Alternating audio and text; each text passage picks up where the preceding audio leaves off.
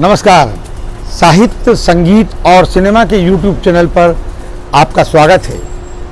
मैं केशव राय आज आपको यहाँ पर इंदौर में जो दो मॉल, एक मॉल है C21 और दूसरा मॉल है मल्हार, यहाँ पर जो बुक शॉप आप देख रहे हैं हिंदी की, और यहाँ पर हिंदी के जो पाठक हैं वो निरंतर हिंदी की पुस्तकें खरीद रहे हैं।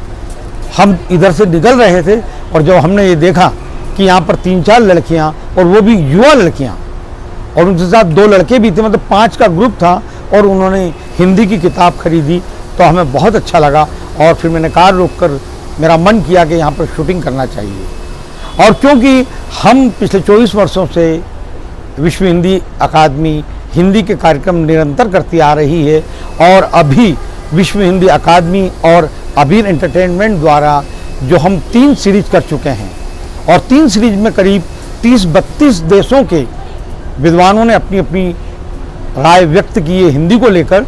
वो भारतीय हैं, लेकिन जब विदेश में गए हैं वो, और विदेश में रहकर अपनी नौकरी कर रहे हैं, और नौकरी के साथ वो अपनी भाषा, राष्ट्रभाषा, उसकी भी सेवा कर रहे हैं। उसके बारे में वो आए दिन गोष्ठियाँ करते हैं, कवि सम्मेलन करते हैं, कहानियाँ लिख रहे हैं, उपन्यास लिख रहे हैं, कविताएं लिख रहे हैं, और हिंदी को समृद्ध कर रहे हैं। आज हम जो भारतीय हैं, हम सोचते हैं कि ये हिंदी राष्ट्रभाषा बने, लेकिन जो विदेश में हमारे भारतीय लोग बसे हैं वो हिंदी को विश्व भाषा के रूप में देखना चाहते हैं, संयुक्त राष्ट्र की आधिकारिक भाषा के रूप में देखना चाहते हैं। इसलिए वो निरंतर प्रयत्न करते हैं। हमारे जो 3 सीजन हो चुके हैं, चौथा सीजन 17 अक्टूबर को है, उसमें भी करीब 12 देशों के विद्वान आएंगे। फिर 5वां सीजन भी है। इस तरह से कुल 50 दुनिया भर के जो 50 विद्वान अपनी अपनी राय व्यक्त करेंगे।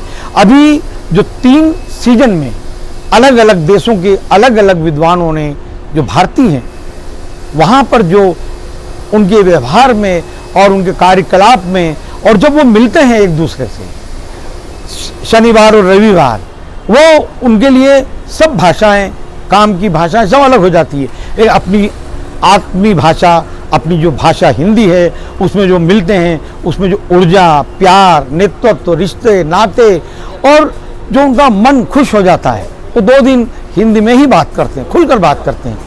तो अपने अपने उन्होंने जो विचार व्यक्त किए, उन्हें एक ही चिंता रहती थी कि हम तो इतना कर रहे हैं, लेकिन भारत में भी इसी तरह से भारतीयों को भी जो अपनी पूरी जो भारतीय भाषाएं, उसके प्रति तो सब एक हैं, लेकिन हर व्यक्ति को जो 3 भाषाएं होती हैं, अपनी उसकी मातृभाषा, राष्ट्रभाषा और अंतर्राष्ट्रीय भाषा, इस पर पूरी तरह से ध्यान देना चाहिए और सीखना भी चाहिए। आज दुनिया भर में जो अंतर्राष्ट्रीय भाषा की बात होती है, हमारी हिंदी को अंतर्राष्ट्रीय भाषा, विश्व भाषा के रूप में होना चाहिए, ऐसा उनका मत है। अभी हम देख रहे हैं विदेशों में, देखिए आप, भाषा के प्रति कितना लगाव होता है।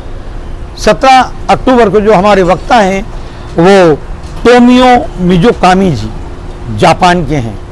उन्हें भारतीय संस्कृति, संस्कार और भाषा, हिंदी से इतना लगाव हुआ कि जब वो जापान में उन्होंने कुछ हिंदी बोलने वालों को सुना तो उनसे संपर्क बढ़ाया, उस भाषा को सीखने के लिए उन्होंने श्रम किया, दिमाग लगाया, और उनके साथ उठना बैठना शुरू किया।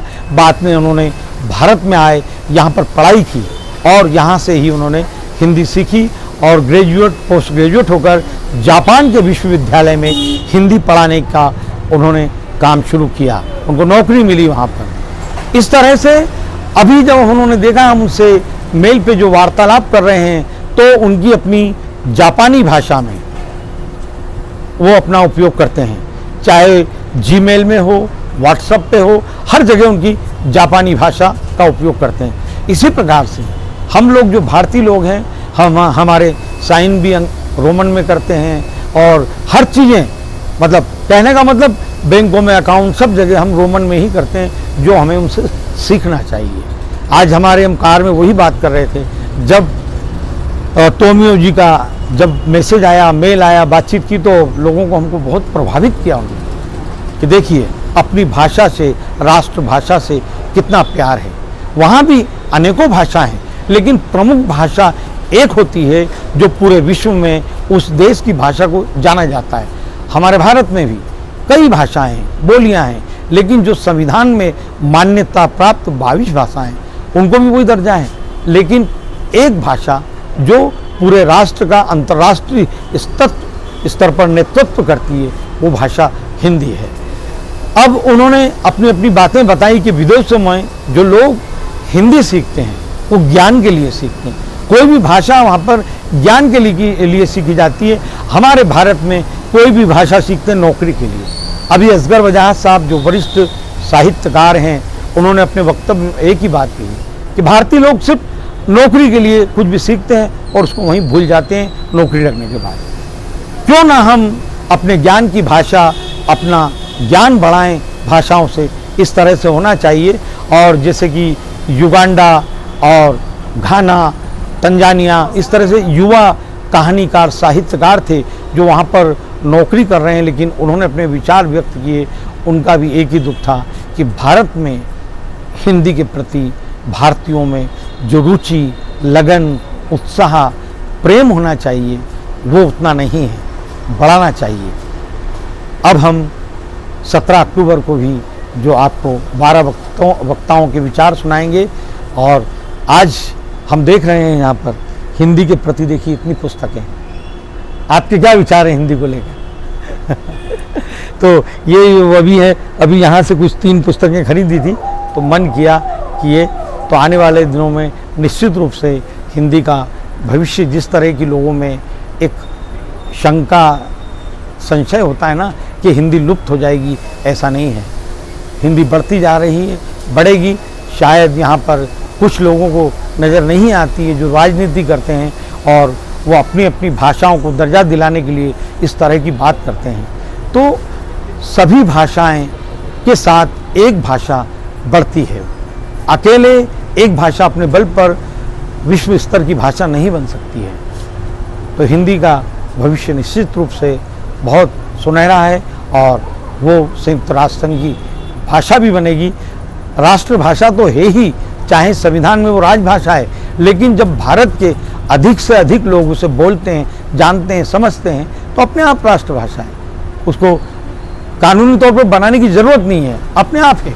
अब तो बात है कि अंतर्राष्ट्रीय स्तर पर वो संविधान की भाषा होना है और निश्चित रूप से होगी। धन्यवाद।